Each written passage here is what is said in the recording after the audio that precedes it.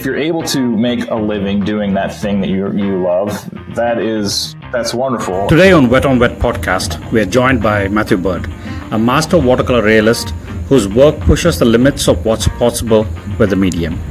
Based in Maryland, Matthew is known for his incredible detailed still lifes and figures, often so realistic they're mistaken for photographs. A Pratt Institute graduate, full-time artist, and a respected teacher, he works exclusively in watercolors, embracing its difficulty rather than avoiding it. How and why the love for watercolor? The way the wet into wet washes, blend and mix, and the translucency, there's all these properties that I really just didn't see in other mediums that I fell in love with. Show up to galleries and to shows and exhibitions whenever you can.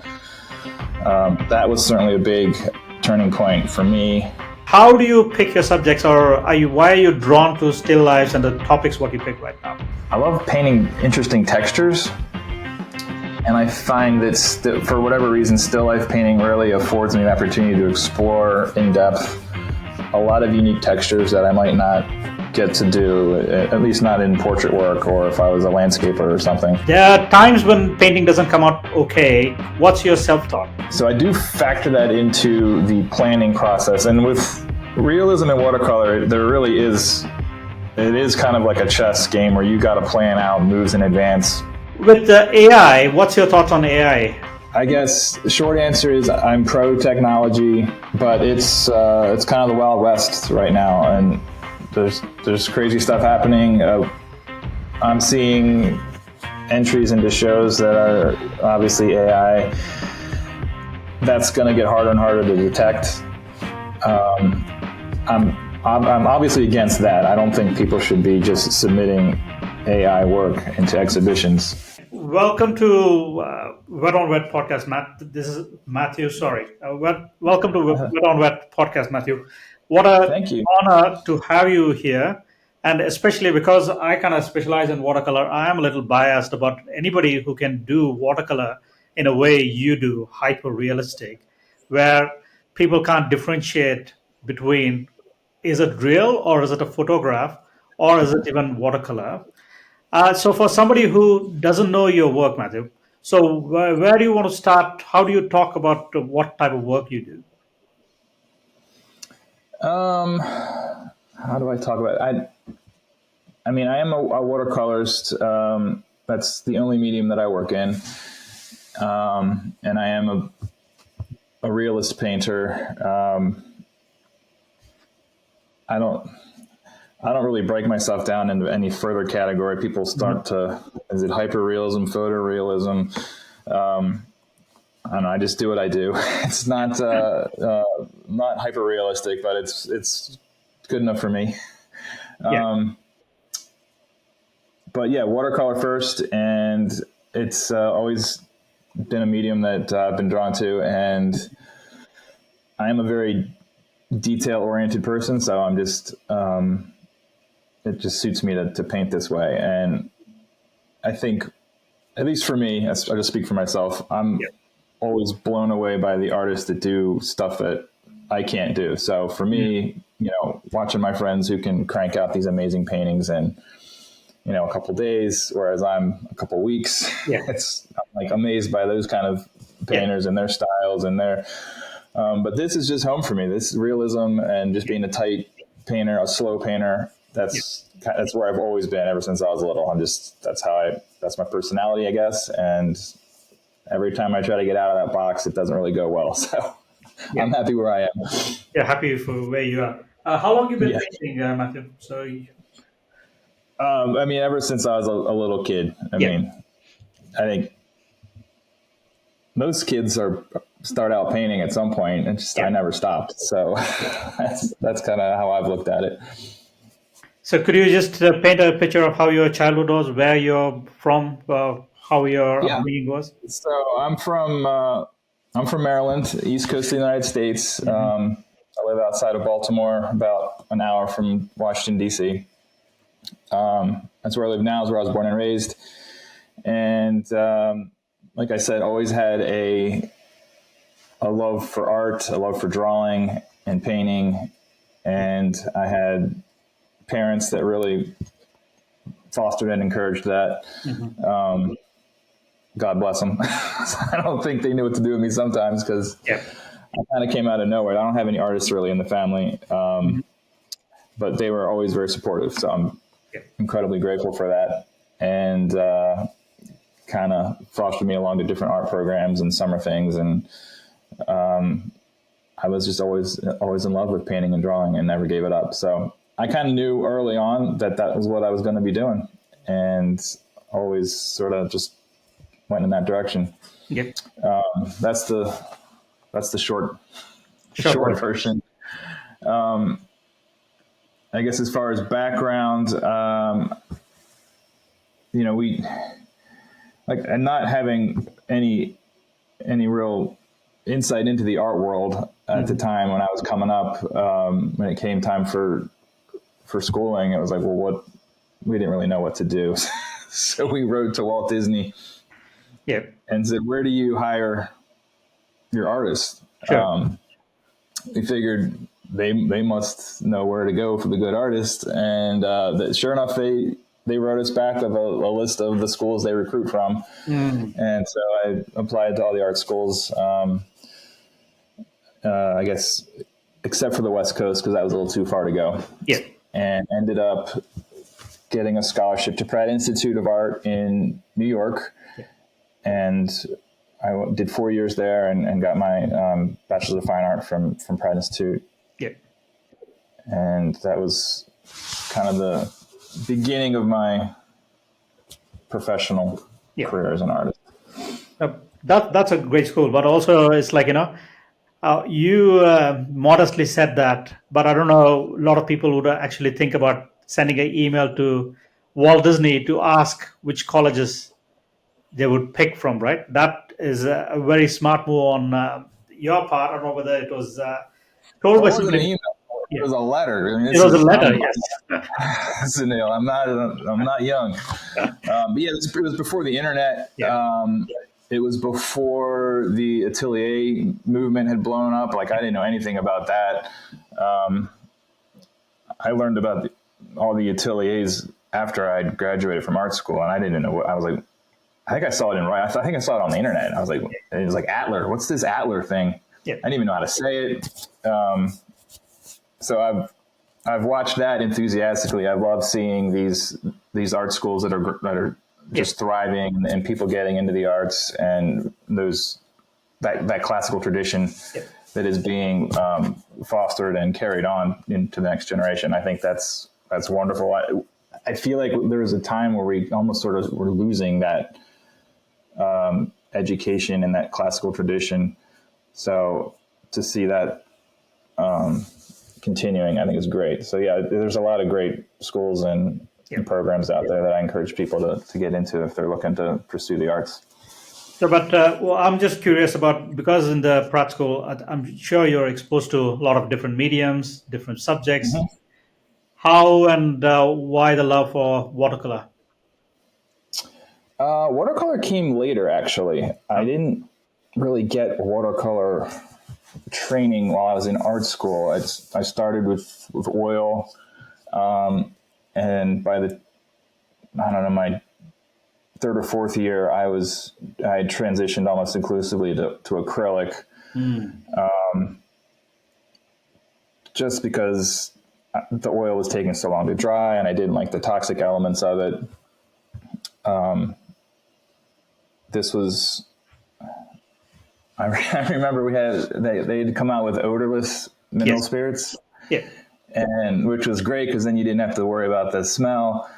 Until I realized I left the bottle open all night in my dorm room while I was just sleeping, breathing in these fumes. And I'm like, well, that probably wasn't a really good idea. So yeah, I had transitioned to other water media away from oil, and over time I realized I was watering down acrylic paint so much that it was like, well, maybe I should just try this watercolor thing. And so that was a couple years after I graduated, and just fell in love with the way the wet into wet washes, blend and mix and the translucency. There's all these properties that I really just didn't see in other mediums that I fell in love with. So Yeah, the happy accidents. yeah, and I got I was smitten and never went back. I just like fell in love with watercolor. No, so but were you doing a part-time job or a full-time job after your fine art school? How did you get right now? Is it fair to assume that you're a full-time artist? You don't do anything else other than Well, yeah, I mean, I wear a lot of hats. yeah. I mean, Okay. I do some teaching. I do some online classes. I travel around doing workshops. I still do some freelance stuff and photography stuff. So there's multiple revenue streams to keep the whole thing going. But I think probably a lot of artists, when they get out of art school, my focus at the time was children's book illustration.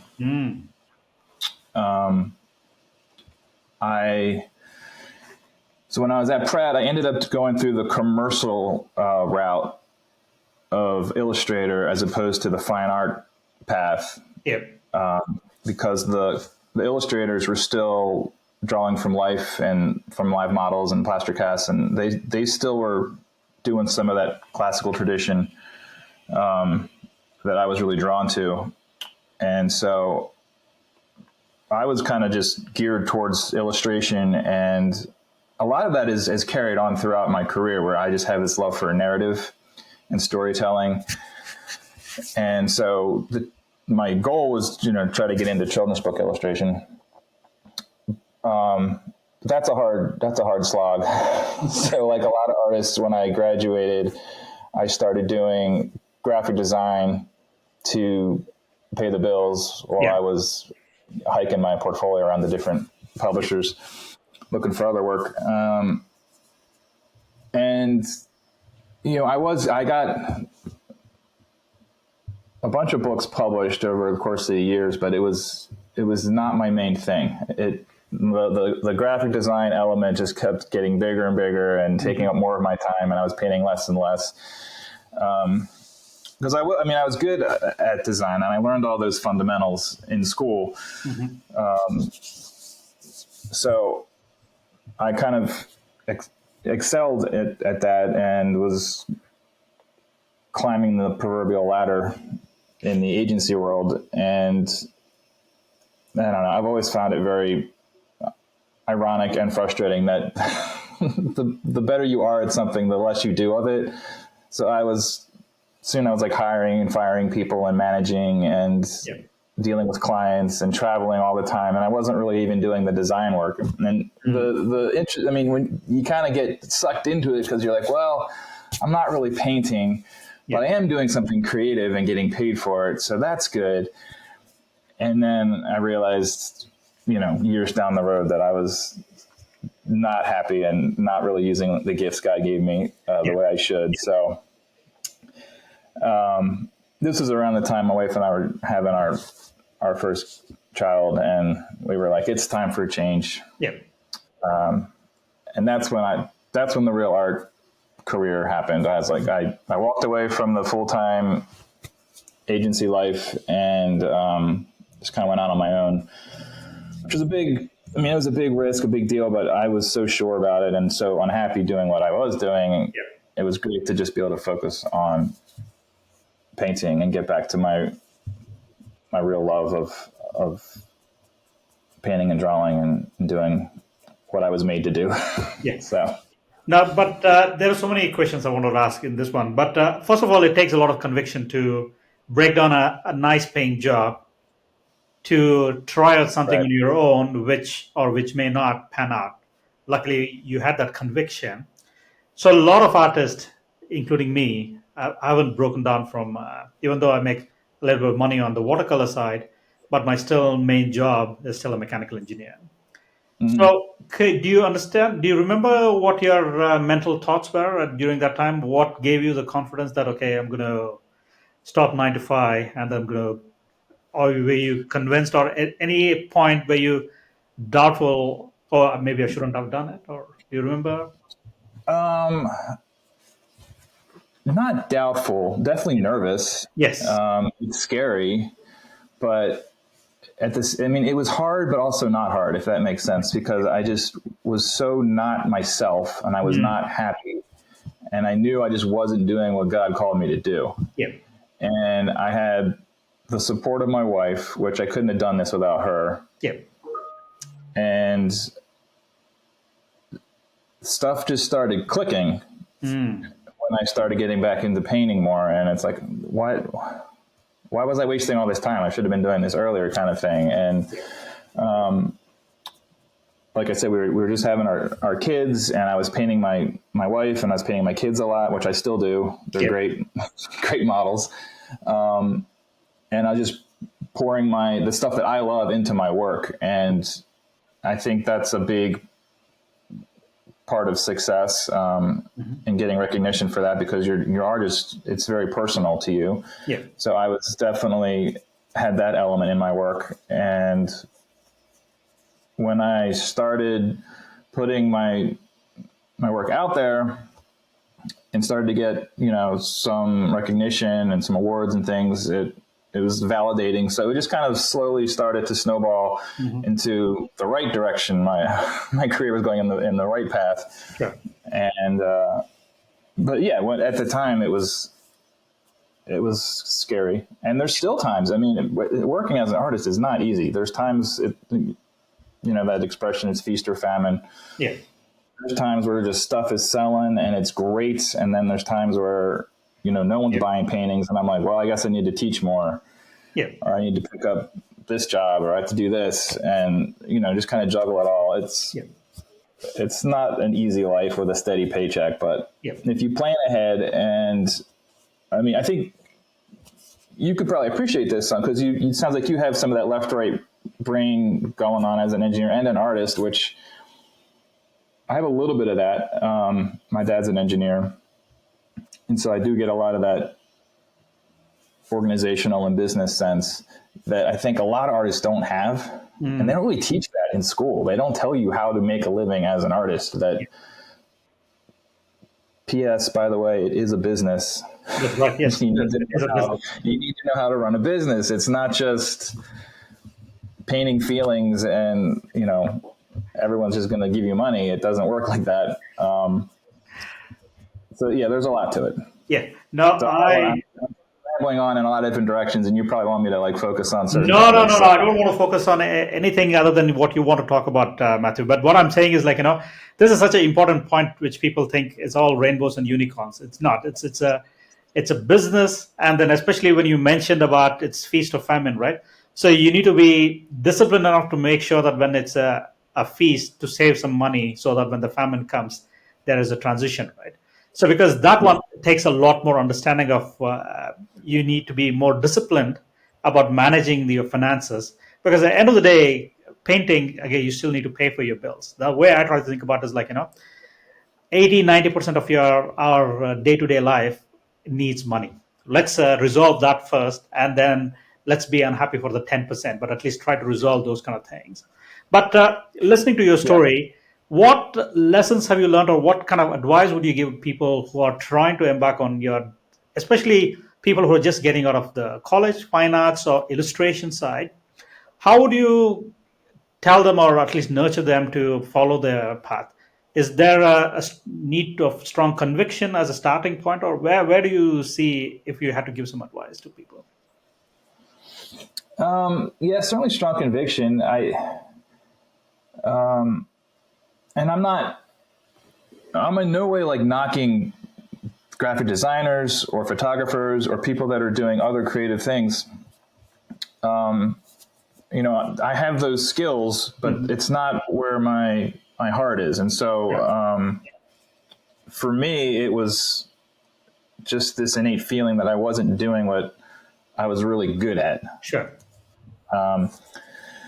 So having that conviction and that passion, I think, is important, just to be able to recognize that. And if you're able to make a living doing that thing that you love, that's wonderful. It doesn't always happen for everyone, and that's okay too. Yeah. I do think that being able to take that leap and kind of get out of the normal steady paycheck 9 to 5, go to the office kind of mentality. Yeah. And that was a big shift for me. Yeah. Because that was what I was used to thinking about or seeing. That's what my dad did, and it's like, that's what you're supposed to do kind of thing. And like I said, I didn't have an artist in the family to model. I didn't really know how it all worked, and they didn't teach that at art school. So I was figuring out a lot of it on my own. But like you said, the financial aspect is a big part of the stress, and people rightly need to think about that. And so when I made that switch, I, along with my wife, we talked a lot about it, and we made sure we had a good nut saved up. So whether that's 3 months or 6 months where you can just work off your savings and then start building your portfolio, your business, whatever creative thing you're pursuing. I think that's important too, and just being realistic, but it's a lot of work. It's not all just being inspired and rainbows and unicorns, like you said. No, because I keep talking to a lot of artists, not only here, but I also talk here. The challenge is, what I feel is like, you want to be represented by a gallery which can attract better clients, right? And generally those big galleries are situated or located in big cities where the living expenses is much higher. Like if you are looking for New York or Washington, D.C. and other places, it's challenges, especially Cambridge. It's very expensive. I meet a lot of artists who can't afford to stay in Cambridge, but want to be represented over there, work there. So those are the kind of challenges, right? You want to stay somewhere off grid where it's cheaper to live, but it's like you're disconnected from exhibitions, and you want to do those are the kind of challenges, and has nothing to do with motivation, has nothing to do with creativity, or nothing to do with painting. These are the logistics and the practical challenges people go through, especially artists. And most of the artists I know, they have two jobs. Like very few people who I interview on podcasts and other people who you guys have already established, and I hear the same story. It's not easy. But is there anything you can, from your mistakes or in your lessons learned, which we should pay attention so that at least it makes the life a little more easier long term?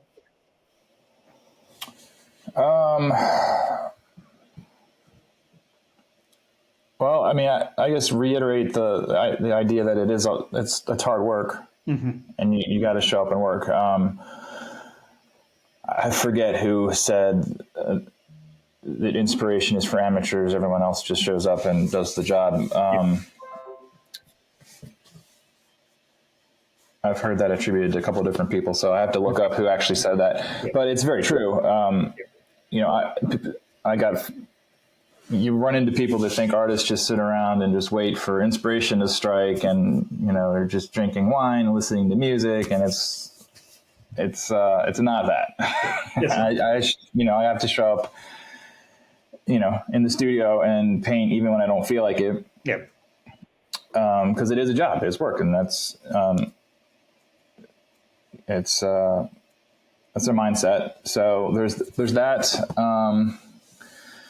There's a lot of the business side of things that people don't want to think about or talk about, as far as just marketing and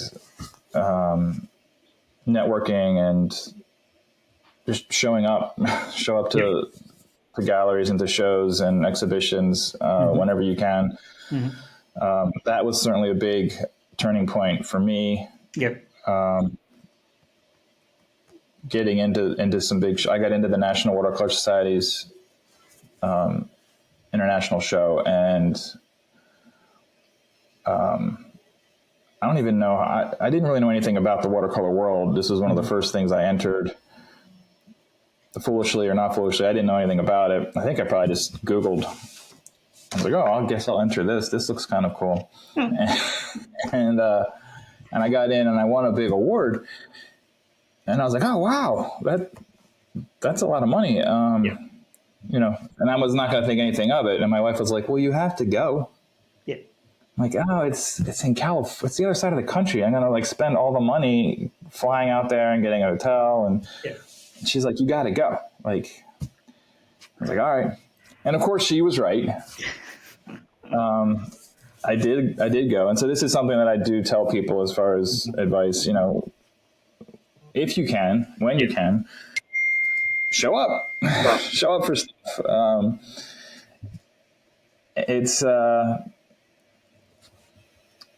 It was a big change for me to go out there and to see all the other artists, because it's a very solitary world working in the studio. And so connecting with other artists was huge. Mm-hmm. And then I got introduced to the whole watercolor world, which is sort of its own niche in the art world. The watercolor community is really rather amazing in how generous they are and how friendly they are. And I was kind of pleasantly surprised, blown away by that, because I was used to very much of a more of a snobbish, high art New York City, art world that's like very secretive and backstabby and don't steal my clients and I'm not going to tell you any of my secrets or anything. But oh, hey buddy. They're off to martial arts. Sorry. No worries. I got twin boys. Do you want us to come over and say hello to Matthew? Just say hello, and then we can do. I got twin 7-year boys. Oh, excellent. Yeah. My girls pop in all the time. They're at school now, but yeah. I love that. I have open door studio as well. Outside. All right. Sorry about that. Come on. No worries. That's fine. Outside. Hey. Aiden, can you please take it? Come on. Thank you. Yeah. Now there is a challenge trying to juggle between all the things, right? It's just. I love it, so it's fine. Yeah. It's good they're around, right? They're fun, but also it was who's that? Nasser Taleb is a author of Anti-Fragility and the Black Swan. He said the two biggest addiction is one is cocaine and one is 9 to 5. So I'm always a little jealous about people who can break away from 9 to 5, right? So I'm always admire their courage, and it takes a type of mentality to get out from that one, right? But the watercolor. There is a flip to that, though. I'll just jump in and say, like, sometimes I would love to have the 9 to 5. Yes. to be able to all right, it's quitting time. Yeah. And I don't worry about it. Yes. It's great having the flexibility, but if I take, a few hours off during the day to do something with the family, then I'm like, well, I gotta make that time up later in the night or whatever. So, but yeah, it's a valid point. No, I'm always a little jealous about people who can break away. But also, do you remember, just going back to this one, do you remember, I don't know, how old were you, where you thought that your work is really good? Because at somewhere they should have clicked saying that, oh, not bad, I'm pretty good at what I'm doing. Do you remember that time? Or did you sell something? Or when did you know that I'm pretty damn good about this one?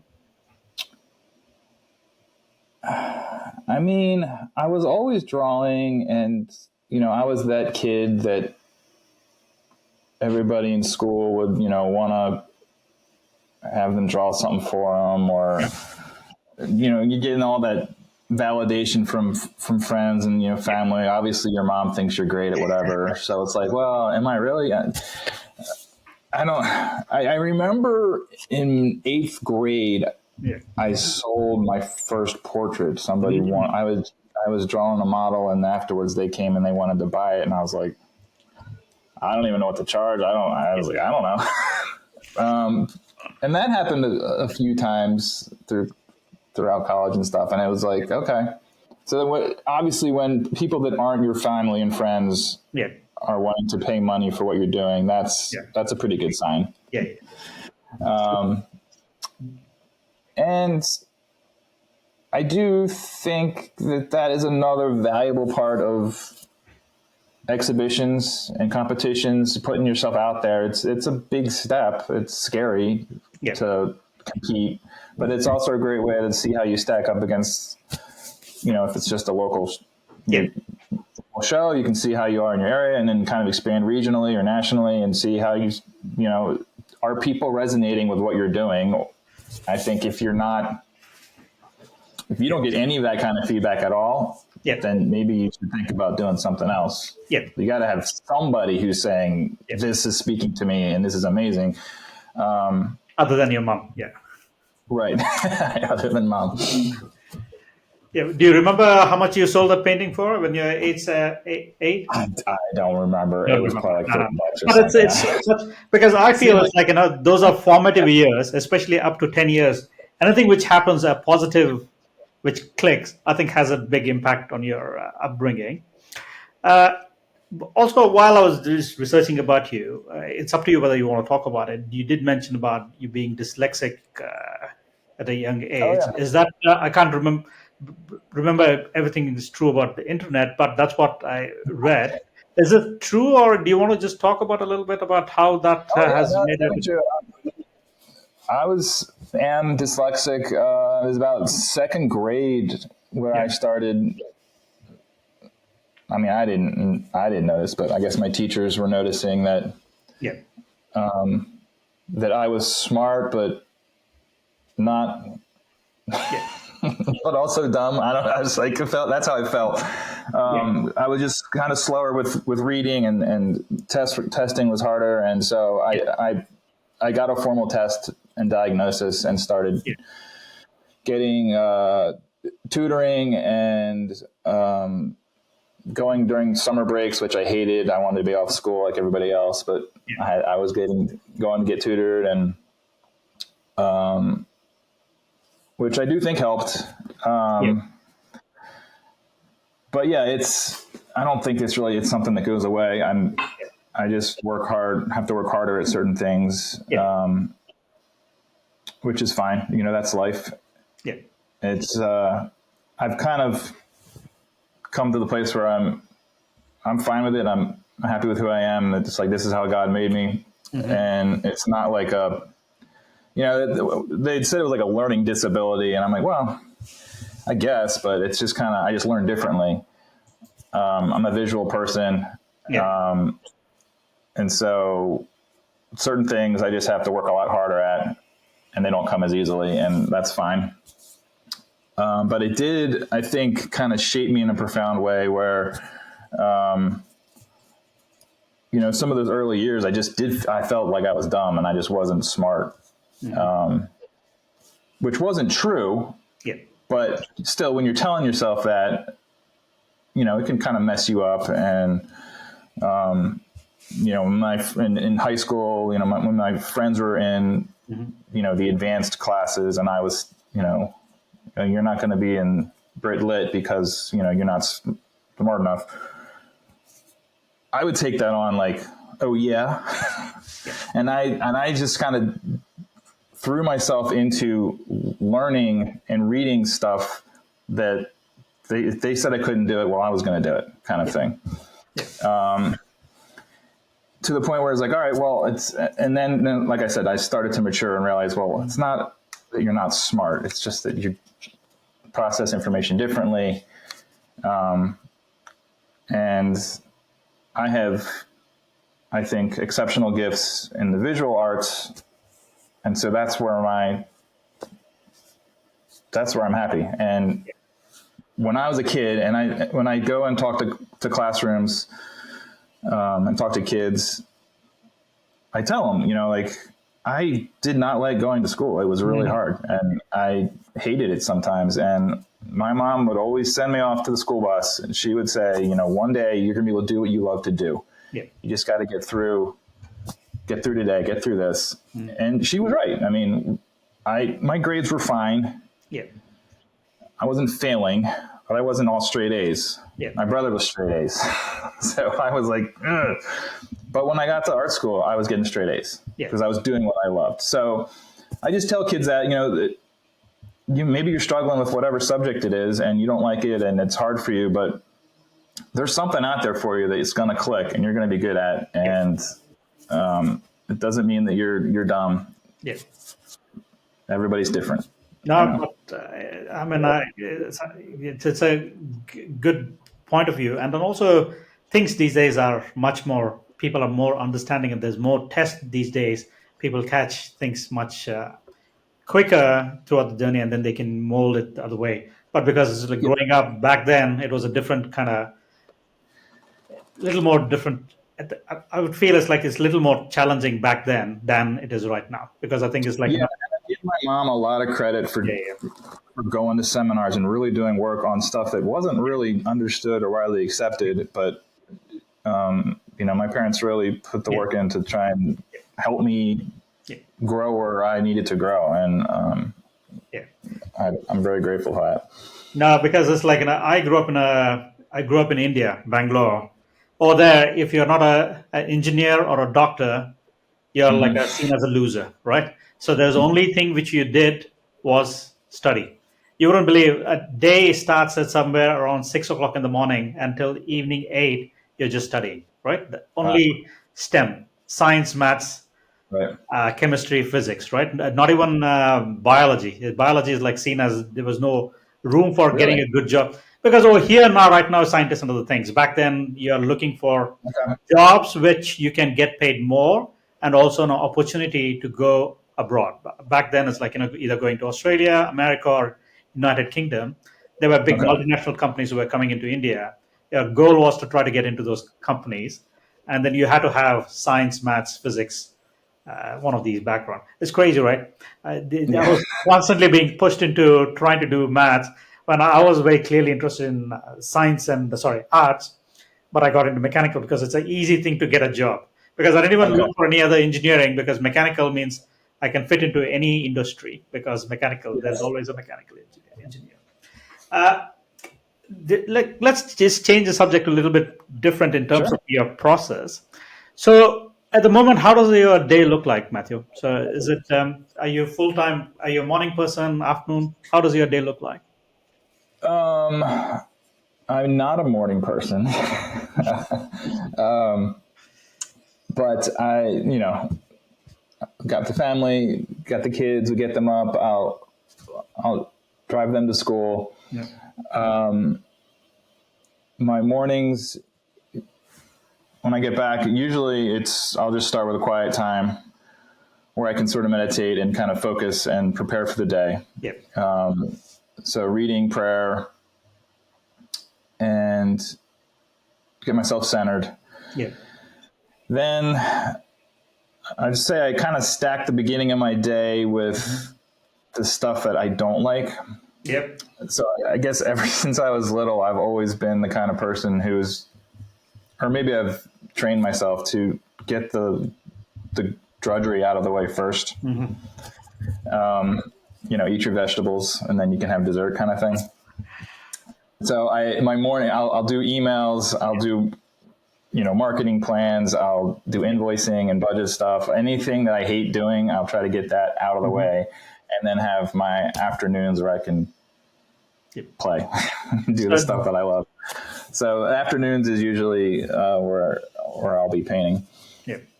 So do you do everything yourself, or do you outsource any of the bits of these pieces to manage your business, or is it all? I do pretty much all myself. A few years ago, I did start outsourcing some of the bookkeeping and accounting to someone, just that could make sure everything was getting done right. Yeah. But I'm kind of at a weird place where I think about maybe I should have someone that can help with certain things. Yeah. And it's, there's trade-offs with everything. So I probably will get to that place where I have some kind of assistant that can help with some of that stuff. Yeah. Especially the stuff that I just don't like. Yeah, absolutely. don't like doing. I mean, like, social media is not my thing. I'm on there, but I rarely, and it's just kind of a time suck. So I'd much rather be painting and doing other things. So that is an area I will confess that I could probably use some help in, and we'll probably look at bringing in somebody. Like another would be like my website. I designed it years ago and haven't really done much with it. Yeah. It needs like an overhaul, and I probably just need to hire somebody to just redo it. Yeah. But like any artist you talk, right, there are things which they want to do, and there are things which could always improve, and there are things which should be done, right? There is always, you're in a state of urgent things, putting off the fire first and then dealing with other things. But I have bit the bullet, and then it's only earlier this year, there is a small team in India who are helping me with post processing and everything else, because it's like, like you, I used to take everything on my own.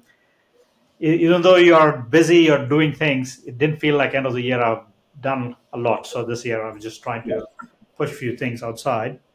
Has that been worth it? Have you It found it to has be been helpful? worth it, is because also it's a choice where it's like, it's less risk, right? So because hiring people from India or anywhere from Asia and other things is like, you're not paying out of your teeth, but you're still getting some work done. But it takes a long time to explain what is exactly what you want to do, because that takes a long time. People, I think, underestimate, because they think that I'm going to just hire somebody and then it's going to happen. It's not. It takes a while to get used to it, and then maybe buy some couple of subscription just to help manage things. At the moment, I got something called Metricool, which you can post on multiple platforms instead of just one.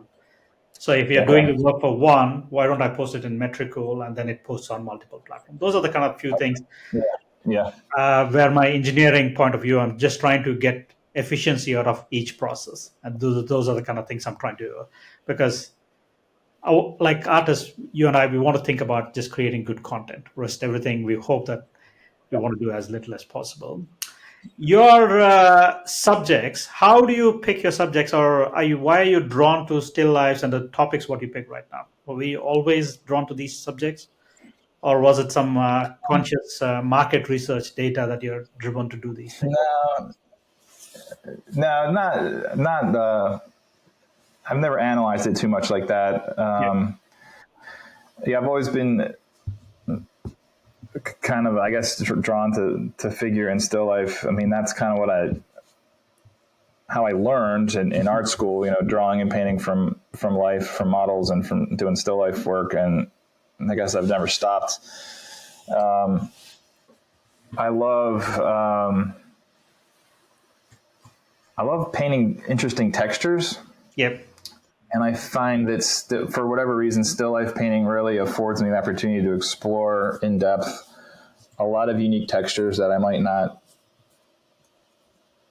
get to do, at least not in portrait work, or if I was a landscaper or something. Mm-hmm. So that is something that I kind of am drawn to. Is I'll be looking at. I won't be looking for it, but something will catch my eye, and it'll be a cool texture or effect or something, and I'll think to myself, I wonder if I could paint that. Sure. A lot of things start that way for me, and it could be something pretty minor, like condensation on a glass or something, and then I'll build a whole thing around that. Mm-hmm. So there is, and I alluded to this earlier, where having an illustration background, I love narrative and storytelling. So even though I'm a still life painter, I still kind of carry that throughout my work and try to create environments and setups that do have a little bit of a story to them. And they are pretty well thought out, so maybe overly thought out. I don't normally take just random stuff and paint it. I usually put a lot of thought into what it's going to be, and gathering items and making sure everything works together and in a certain way, whether it's a certain time period or a setting. It all needs to kind of make sense with the story that I'm trying to tell. So is most of your setup done on computer, or do you do it live, take photographs? How does the process look like? And you can see kind of behind me, I got just stuff all over my studio. Some things I've painted many times, other things I haven't done, but they're kind of in the back of my head. And at some point, in fact, that lunchbox up there in the corner, that's sat there for years. And then one day it clicked, and I was like, I know what I'm going to do. So I just had this big collection of stuff, much to my wife's chagrin. No, it's not that bad, but I collect things that I like that have a certain patina to them, a certain look or an age or a texture that's fascinating. And I kind of view each item as a character in a play. And so this black box behind me is kind of the stage where I set the play and I move the characters around to tell the story. And I control the lighting and the shadows, and I can, orchestrate the whole thing to be just the way I want. As far as when it comes to building that composition, it takes hours and hours. Sure. Just moving things around, what's big, what are the colors, how is the contrast, and I'm photographing the whole process. And then I will work from photographs for the final painting. But I do set everything up. Yeah. So do you generally do a value sketch or something just to check the composition, or is it just mentally you're trying to adjust the composition? I don't do that many value studies anymore. Don't tell anyone. You're supposed to. Yeah. There's a lot of things that you're supposed to do that I learned in art school that I don't really do anymore. Yeah. But part of it, I think, and that's true. I mean, I am not dissuading people from doing value studies. They are an important step. I think that I've been doing this so long, and I had such a long career in design and composition, and that's what design, I was working as a graphic designer. Yep. Working with space, negative space, shapes, and colors. It's almost just become a second nature to me that I'm just doing stuff without having to sketch it out or drawing it out. And I will often do a setup and then, photograph it, but still have to tweak it. So there'll be some Photoshop involved where, maybe this should be a little smaller, maybe this color is not quite right. So there's certainly that part of the editing process. But that I'm almost like working out sketches in real time. Sure. When I'm arranging and composing the setup. So yeah. So would you say setting up, getting to the right composition is like probably 20-30% of your painting process? Maybe 20. 20%. Yeah, that's a fair amount of work. Like including, just thinking of the idea, the story, and gathering the right elements, which can be a huge, whether you're I'll order stuff from all over the place, France, Israel. Yeah. I'll go to local antique stores, whatever I need to do to get my props. That's a big step, big part of it. And then the actual physical composing takes a lot of time as well. So it's a big chunk of time, probably. And that's why I said maybe it's too much. Maybe I overthink it some, but it works for me. So how many hours settings do you usually do on an average? Did you say about 2 weeks? You take a painting 2 weeks, you earlier mentioned? Or it varies depending on the size and complexity. But if a normal full sheet can be 80 to 100 hours. Okay. So that's a fair amount of time to paint. Yeah. Yeah. Yeah. I'm a slow painter. So people want to watch me paint, and I'm like, I don't think you do. They don't realize how slow I am, how boring it would be.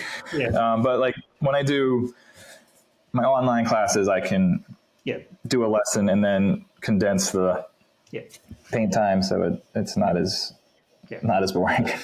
No, that's great when you speed it up. No, but I think what you have an extra knack is you come from an illustration background.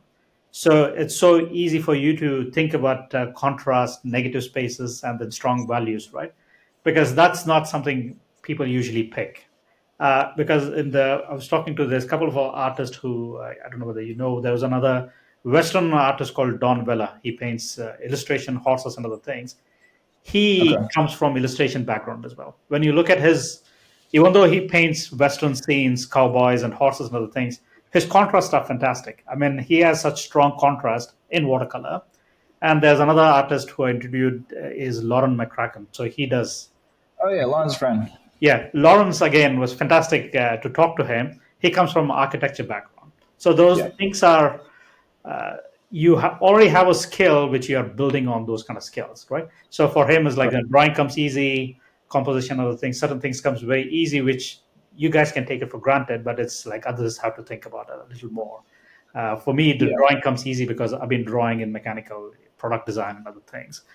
Uh, so the subject wise, is that the same kind of subjects you kind of like, or how do you think about the next subject? Do you generally write down somewhere? How do you maintain your idea book or ideas? What's your next idea and other I things? have a kind of a rough thematic list of things that I want to get to. Yeah. And sometimes, things catch on that you wouldn't expect. Yeah. I've got this candy setup going on right now. I did a candy painting, and somebody bought one of them and they loved it so much they commissioned me to do two more. So like, all right, I guess I'm going to be painting candy for a while. So you never know what people are going to like. Yeah. I mean, in that regard, I don't really think too much about what's going to sell Yeah. or what people like. That's not really how I approach Yeah. stuff. Not that there's anything wrong with that. Certainly there's a place for market research and, finding the right audience for what you're doing. Yeah. I'm more drawn to painting things that I love and that I'm interested in, because I feel like that comes through in the final work. If there's a passion or an interest, an excitement about whatever it is, I think that translates. And so I sort of lean into that more than leaning into what I think people will like. And I mean, my wife and I have talked about this, like, especially early on in my career. It's like, she'd be like, well, is somebody going to want to hang that on their wall? And I've just come to realize that you just have no idea. People like what they like. And some people, she would say, was someone going to want a portrait of someone they don't know? Well, it turns out, yeah, they do, because it reminds them of their granddaughter, or it reminds them of a certain location where they used to vacation as a kid, or you have no idea. So I've kind of like given up on guessing what people will pay money for. And my approach has just been paint what I love and what I'm interested in. And that joy will come through and connect with someone, maybe not right away. It might be a decade later. It could sit around here. And I've had that happen. It was like 12 years later, someone sees a painting and they buy it. And it's like, all right, you never know when it's going to happen, but it'll happen. Yeah, no. It's a foolish pursuit trying to understand what people might like and other things. It's just, it's fascinating. But we'll just, while we're talking about subjects, can we just talk about a little more details about what type of brush pigments? So, what type of brush do you generally use? I usually use Escoda brushes. They're out of Spain. Yeah. The Perla is probably one of my go-tos. It's a synthetic, great point, not crazy expensive, so I can replace them pretty quick. But I use mostly rounds, but I use some flats and things as well. But that's kind of my go-to brush. I am a brand ambassador for Daniel Smith paints, so I love their colors, their intensity, their consistency from one tube to the next is always the same. They're professional grade, great colors. I tell my students, I don't know that the manufacturer matters as much as just make sure you're using professional grade paint. Don't go for the student stuff, because it's going to be too much filler and you're not going to get the intensity of color that you want. And then, especially if you're just starting out, you get frustrated if you're not getting the results that you think you should be getting. So spend a little extra money to get good materials. So for me, it's Daniel Smith paints, Escoda brushes, and I paint on Fabriano Artistico. I mostly do cold press. I like a little bit of a tooth to my paper. So what's the weight generally? I paint on 300 pound. So for you would be 600 GSM. 600 grams. And I like that heavy weight. I don't stretch my paper. Okay. There's another thing that you're supposed to do that I don't do. So No, if you're starting as an artist, if you're just learning, make sure you stretch your watercolor paper. It's very important. Yeah. I don't. I But use also, 300 pounds. people buy very cheap paper. I think probably is worth stretching, but I think it's like a 300-pound paper is quite stiff if you're not doing big washes and other things. So Yeah. It's yeah, heavy duty and it doesn't warp or buckle too much. yeah. And I'm just too anxious to start painting, so I don't bother stretching. But yeah, it costs a bit more, but it's a good trade-off for me. So those are that's the main materials that I use. So you don't change? I know Daniel Smith, you represent them, but paper and brush, you don't tend to change. You're stuck with that for many years, and then you continue doing that. Yeah, people send me stuff all the time, and I do try to have set aside some time where I can just play around with different things. I think that's important. Mm-hmm. It's a good way to experiment and see what else is out there. There's a lot of turnover in the art marketing world or the materials world. So things can change. I've had problems with different materials, different tapes, different papers that it's like something happens on the manufacturing that's different. Yeah. And so it's good to see what's out there. But, working as a professional artist, it's good to just know what works for you, and then you can get consistent results. You can anticipate what's going to happen, and it's not going to be a surprise. So it's good to get to that place with your core materials. And then if you want to feather in and out different things, try new colors, try new brushes, that's all part of the fun. But I think it's important to also have your core materials locked in so you can be consistent.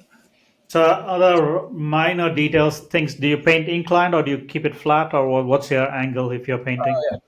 I would say 90% of the time I'm flat. Okay.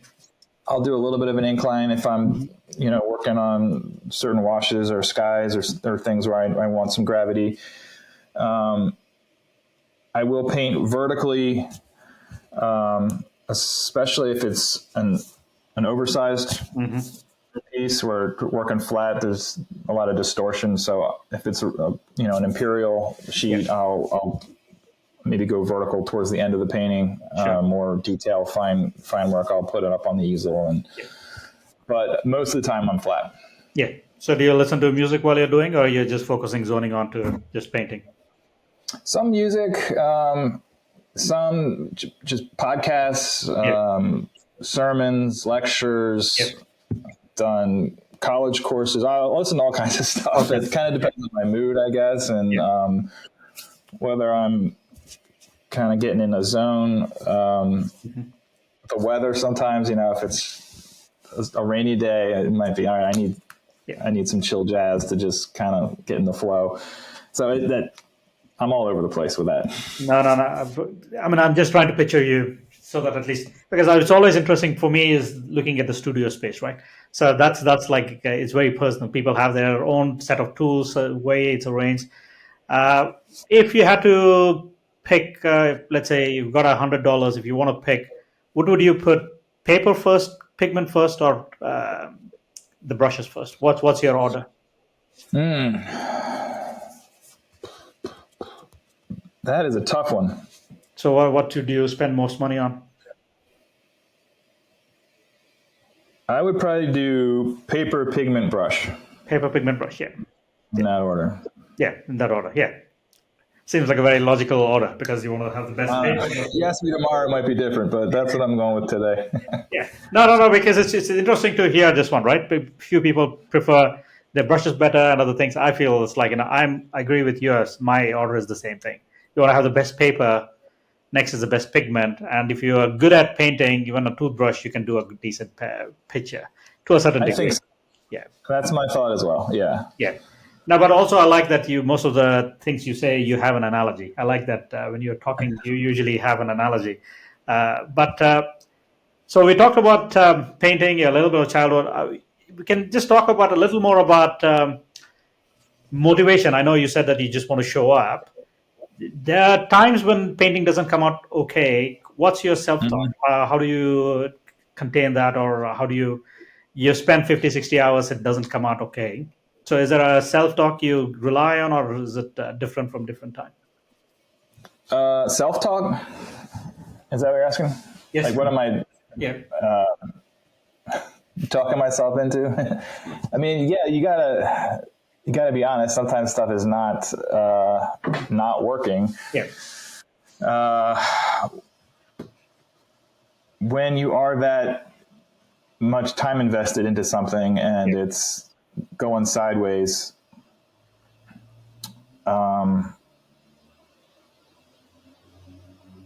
one of the things I'll do is I'll usually, if there's a part of a painting that I'm especially worried about, Yeah.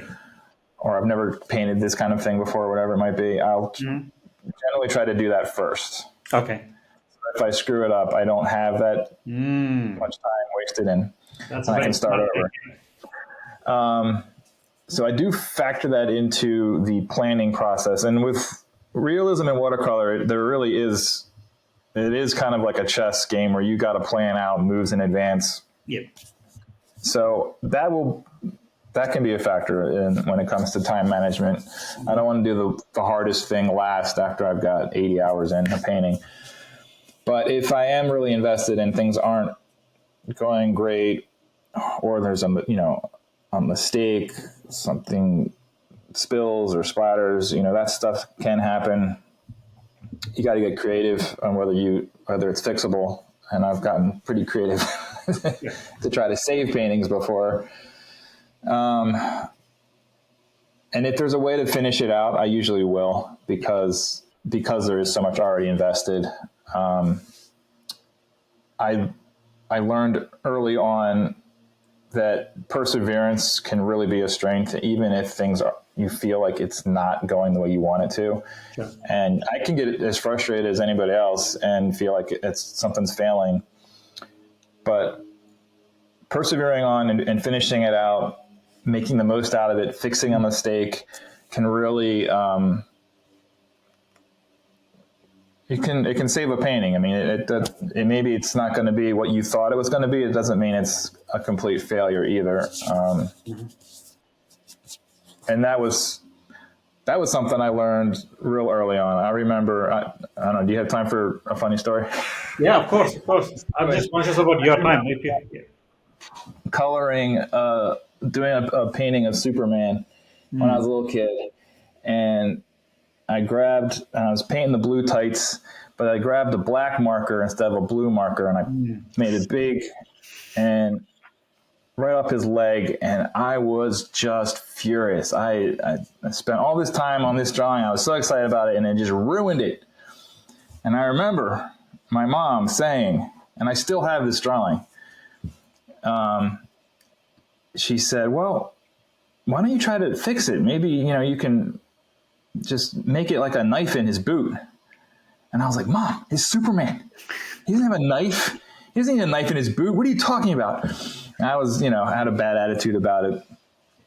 But that mentality, I have absolutely carried on throughout my career. When something goes wrong, you don't necessarily have to start over or throw it away.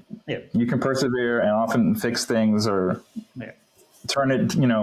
Bob Ross would talk about happy accidents. That's a part of it.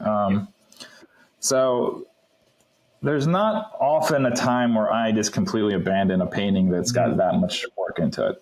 So that's a long way around of saying I think persevering on through difficulty is an important part of painting, and it's problem solving. I think as a realist painter, that's a lot of what we're doing is problem solving. Sure.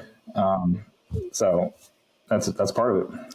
So what's the best advice you've heard about art, or could be watercolor?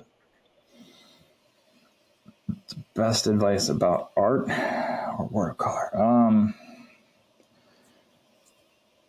There's so many different things depending on what people are looking for, but I think challenging yourself,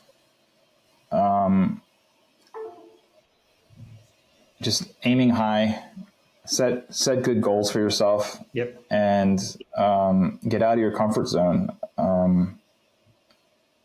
And when things are hard and difficult, that's where growth happens. If you're working out, you're not growing if there's no pain. So I think the same thing with art and painting, and especially watercolor. Yes, it's a very difficult medium. People say watercolorists are like the Navy SEALs of the art world because it's just it's a tough one to master. And I get, when students are struggling, fighting with materials or fighting with the water and things buckling and blooming and doing all sorts of craziness that they don't like. If you just keep working at it, keep persevering, I think that's something I definitely try to teach and convey, that it's a big part of it. And you gotta have a little friction in your life to grow, and you don't want to just coast. So keep raising the bar and keep aiming high and keep your goals, lofty. I'm just conscious that we're just coming past an hour. Is it all right for another few more minutes? Yeah, keep going. You got more questions? Yeah. So what's the bad advice you keep hearing in art world or watercolor in general? Bad advice? Yeah, you keep hearing which you completely disagree, or at least... I don't know if it would be bad advice, but I mentioned at the top before we were recording about how I've been varnishing a lot of my watercolors. Yeah. So they're not framed behind glass. Yeah. Which is not, let's say, it's frowned upon in some circles. So it's not exactly not bad advice, but it's certainly going against the grain in that regard. But I like the way my work looks when it's varnished and it doesn't have that glare of the glass on there. Yeah. So that's something where I'm just kind of doing my own, my own thing. What else? Bad advice. So I'm just curious on that question. What varnish are you using? What make?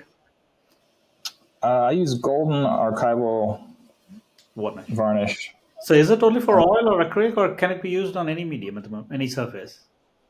Is it particularly for watercolor? No, it could be used on pastel or gouache or but it doesn't distort or it doesn't have an impact on the. Obviously, you would have tested before using it. Do you apply like 1 or 2 coats with an airbrush, or just with a? It's a spray to seal the watercolor down, and I'll do several coats, and then I'll brush on a top finish, so it's uniform and the sheen that I want. Yeah. Because I've certainly never heard people do this one. It'd be very interesting if you put in a video of how you do it. Probably it'll be very interesting for people to see, Matthew. I have a little mini workshop on my website where I go into a lot of detail, and then I also have a blog post on my website where I list all the materials and stuff that I use. No. People are interested. I haven't done it, so it's an interesting process. There's a bit of a learning curve to it, and it's like I said, it's not for everyone, but I do think it's a nice way to present your work. Yeah. Other stuff, I guess. I mean, sometimes I run into advice from people or people that kind of think that watercolor is supposed to look a certain way. Yeah. So that's something else I sort of push back on. Especially, being someone who jurors shows, I'm just very impressed with all the different ways that watercolor is being used today. It's kind of mind-boggling to see the ingenuity and creativity that people have with the medium and the stuff that they're doing. Yeah. So I like to celebrate that. I think it's cool to see Yeah. such a range within the medium. Yeah. So people that kind of preach that watercolor is supposed to be a certain way or look a certain way, I don't have any patience for that. No, absolutely. I feel it's like it's taste is in the pudding. If the quality is what you look, how you do it is like, people talking about you can't use blacks, you can't use, it's just random things. But Yeah. with the AI, what's your thoughts on AI, Matthew? So what are you pro, against technology? What's going on? How do you see the future shaping? That's a big topic. You gonna drop that one on me now? I don't know. I guess the short answer is I'm pro technology. Yeah. But it's kind of the Wild West right now, and there's crazy stuff happening. I'm seeing entries into shows that are obviously AI. Mm-hmm. That's going to get harder and harder to detect. Mm-hmm. I'm obviously against that. I don't think people should be just submitting AI work into exhibitions. Where I think it's going to go is people are going to be using it as a tool and using it as their reference and painting from AI, and that's going to be impossible to detect. And I don't really know where that's going to go. I could game out a couple of different scenarios. But I mean, the horses are out of the barn, so there's no going back. I think it's here.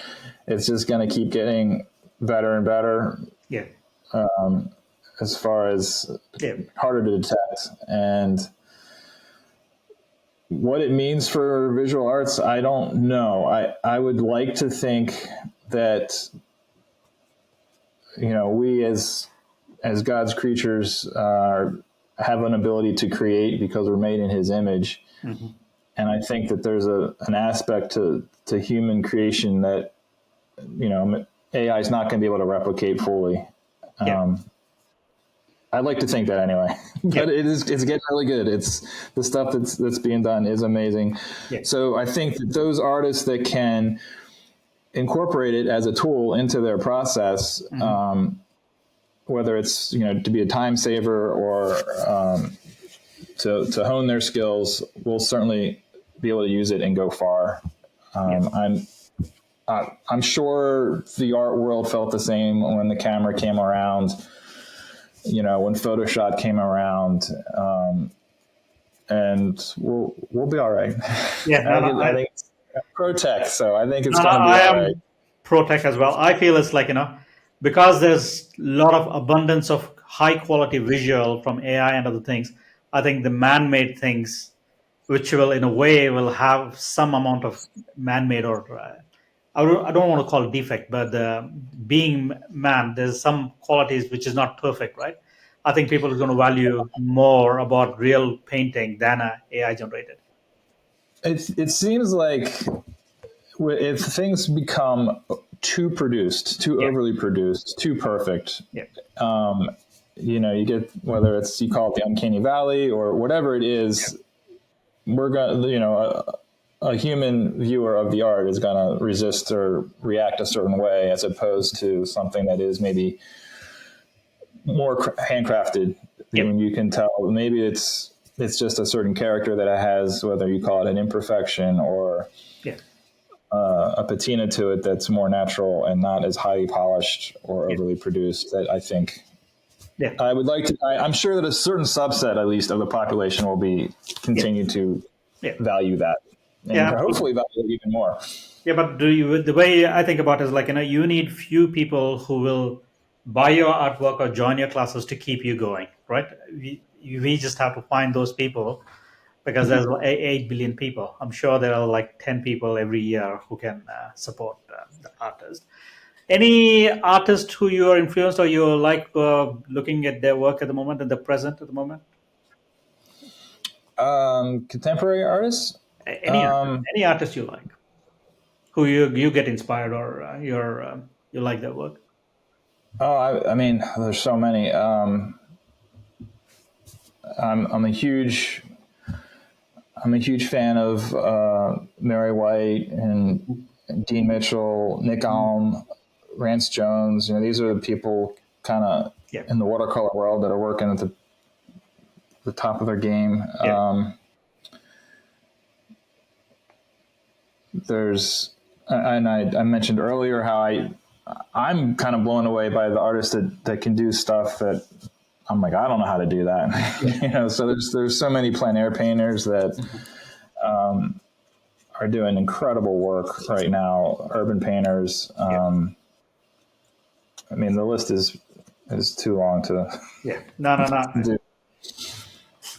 No, Matthew, again, I really appreciate. Is there any parting words you want to say? First of all, where do people want to? How do people reach you? So, where's the best way for people to reach you? MatthewBird.com. MatthewBird.com. People can email me there, and I read all my emails and reply to everyone. I have the social stuff. I'm not on there as much, but you can certainly find me there on Facebook and Instagram, Yeah. YouTube. So yeah, I'm available. You're available. Any Thank you. upcoming exhibitions or other things? Having me on here. I appreciate the opportunity to chat with you. It's great meeting you. No, no, it is pleasure is mine. Pleasure is mine. Matthew, again, fantastic. Thank you so much for making time. It was a pleasure. Hopefully, we will meet face to face sometime. I'm in UK. Sometime, if you're in UK, please do drop a line. I would love to show you around. Show my favorite plein air spots. We can paint something.